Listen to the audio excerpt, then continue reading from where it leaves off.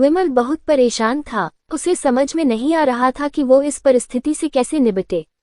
वो अपनी माँ को बहुत चाहता था, किंतु उसकी पत्नी और बच्चे उसकी माँ से बहुत दूर भागते थे, क्योंकि उसकी माँ की एक आंख नहीं थी, साथ ही उसकी कमर भी 90 अंश पर झुकी थी। वैसे वह अपना काम सब खुद कर लेती है, किंतु फिर भी वो उसकी पत्नी और बच्चों के लिए हमेशा खटकती है। दादी, आप ऊपर के कमरे में जाओ, मेरे दोस्त आ रहे हैं, विमल के बेटे अखिल ने बड़े बेरुखी से कहा। पर बेटा, मैं तो यहाँ बहुत दूर बैठी हूँ, विमल की माँ ने बहुत प्यार से कहा। नहीं, आप उनके सामने मत रहो, वो मुझे चिढ़ाते हैं, अखिल ने जोर से डांटते हुए कहा। क्या हुआ अखिल, क्यों चिल्ला रहे हो? विमल की पत्नी कामनी ने किचन से ही आवाज लगाई। देखो ना माँ, ये दादी यही ड्राइंग रूम में बैठी है और मेरे दोस्त आ रहे हैं, अखिल ने शिकायत भरे लहजे में कहा। माँ जी, आप ऊपर चली जाओ, क्यों हम लोगों को लजवाती हो? कामनी ने बेटे का पक्ष लेते हुए कहा। बेचारी सरस्वती चुपचाप उठकर जीने के सहारे ऊपर जाने लगी। कमर झुकी होने के कारण उन्हें ऊपर चढ़ने में बहुत परेशानी हो रही थी, किंतु वो पूरी ताकत से ऊपर के एक अकेले कोने वाले कमरे में जाकर बैठ गई। विमल बाजू के कमरे से सब सुन रहा था। उसे कष्ट हो रहा था कि उसकी माँ को अपमानित होना पड़ रहा है, किंतु वो असहाय था। अगर वो कुछ कहता है तो पत्नी और बच्चे उसका विरोध करने लगते हैं। दूसरे उनके तर्क भी सही लगते हैं। चूंकि वो एक प्रशासनिक अधिकारी था, उसका सामाजिक स्तर बहुत ऊंचा था, उसकी ससुराल भी एक उच्च घराने में थी, अतः वह चुपचाप इस तरह हर दिन अपनी माँ को अपमानित होते देखता रहता था। रात को विमल की पत्नी ने कहा, देखो जी, अब कुछ करो। कल कलेक्टर साहब की पत्नी आई थी। माँ जी अपनी देशी धुनधारा में उनसे मिली। मुझे बहुत शर्म आ रही थी बताते हुए कि ये मेरी सास है। मैंने कह दिया कि दूर की रिश्तेदार है, इलाज कराने आई है। विमल को रोना आ गया, किंतु फिर भी वह चुप रहा। उसे समझ में नहीं आ रहा था कि वो क्या करे। अपने बेटे की मन स्थिति को सरस्वती अच्छी तरह से जानती थी और बेटे को कोई कष्ट न हो इसलिए वो हर बात को चुपचाप सह लेती थी। विमल बहुत उदास रहने लगा। एक तरफ परिवार और सामाजिक स्तर पर जीने की प्रतिबद्धता थी, तो दूसरी ओर माँ। आखिर माँ से अपने बेटे की यह हालत नहीं देखी गई। एक दिन उसने अपने बेटे से कहा, विमल बहुत दिन हो गए हैं, मैं अपने गांव जाना चाहती हूँ, मुझे वहां पहुंचा दो, मेरा यहाँ मन नहीं ला रहा। किंतु माँ, वहां तो कोई नहीं है, तुम्हारी देखभाल कौन करेगा? विमल ने आश्चर्य से पूछा। अरे, सब गांव वाले तो हैं और वो तुम्हारे मामा जी तो उसी गांव में रहते हैं और फिर हम सारी व्यवस्थाएं कर आएंगे न। कामनी को तो जैसे मन की मुराद मिल गई हो। हाँ बेटा, बहू सही कह रही है, सरस्वती ने लंबी सांस लेते हुए कहा। विमल जानता था कि गांव में मां की देखभाल करने वाला कोई नहीं है, लेकिन अपनी पत्नी की जिद के कारण वह अपनी मां को गांव छोड़ने पर विवश हो गया। मां को गांव छोड़कर आते वक्त उसे रोना आ रहा था तथा अपनी बेबसी पर गुस्सा भी आ रहा था, किंतु परिवार, पत्नी और समाज ने उसके इन मनोभावों को दबा दिया और वो सुकून सा महसूस करने लगा। कुछ दिनों के बाद उसके चाचा, जो अमेरिका में रहते थे, आने वाले थे।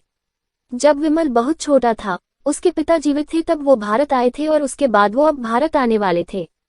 पूरा परिवार और आस पड़ोस बहुत उत्साहित था। अमेरिका से विमल के डॉक्टर चाचा आ रहे थे। डॉक्टर रमेश ने जैसे ही घर में कदम रखा, सबने मिलकर बहुत उत्साह से उनका स्वागत किया। क्यों विमल भाभी नहीं दिख रही, कहाँ हैं? डॉक्टर रमेश ने उत्सुकतापूर्वक पूछा। जी, वो गांव में रहती हैं, यहाँ उनका मन नहीं लगा, कामनी ने सपाट लहजे में उत्तर दिया। डॉक्टर रमेश ने विमल की ओर देखा तो विमल ने अपनी आंखें झुका लीं। डॉक्टर रमेश सब समझ गए, बोले, कल हम भाभी से मिलने गांव चलेंगे सब लोग। दूसरे दिन सभी लोग गांव के घर में पहुंचे। देखा कि सरस्वती को बहुत तेज बुखार है और वो पलंग पर असहाय पड़ी है। डॉक्टर रमेश दौड़कर सरस्वती के पास गए, उनके पैर छूकर रोने लगे। सरस्वती की ये हालत उनकी कल्पना से परे थी। वाह बेटा विमल, तूने तो नाम उजागर कर दिया। अपनी माँ की ये हालत देखकर तुझे तो शर्म भी नहीं आ रही होगी। डॉक्टर रमेश ने विमल को लगभग डांटते हुए कहा। नहीं देवर जी, विमल का कोई दोष नहीं है, मैं खुद गांव आई थी। सरस्वती ने अपने बेटे का बचाव किया। मुझे सब पता चल गया भाभी, आप चुप रहो।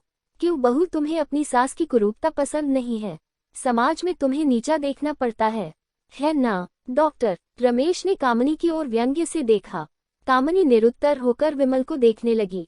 आज तुम जिस सामाजिक स्तर पर हो, वो इन्हीं के संघर्षों की देन है। और बेटा विमल, तुम्हें शायद मालूम न हो कि बचपन में जब तुम 1 साल के थे तब छत से नीचे गिरने के कारण तुम्हारी एक आंख फूट गई थी और तुम्हारी रीढ़ की हड्डी में भी समस्या थी। तब तुम्हारी इस क्रूप माँ ने अपनी एक आंख और अपना बोन मेरो तुम्हें देकर इतना सुंदर स्वरूप दिया था। कामनी बेटा, इतने सालों तक संघर्ष करके बेटे को प्रशासनिक अधिकारी बनाने वाली इस संघर्षशील औरत की तुम लोगों ने ये दशा कर दी। तुम्हें ईश्वर कभी माफ नहीं करेगा। डॉक्टर रमेश की आंखों से अश्रु जलधारा बह रही थी। अब भाभी, आप मेरे साथ अमेरिका जाएंगी, यहाँ इन स्वार्थी लोगों के बीच नहीं रहेंगी। डॉक्टर रमेश ने सरस्वती से कहा। विमल को तो काटो तो खून नहीं था।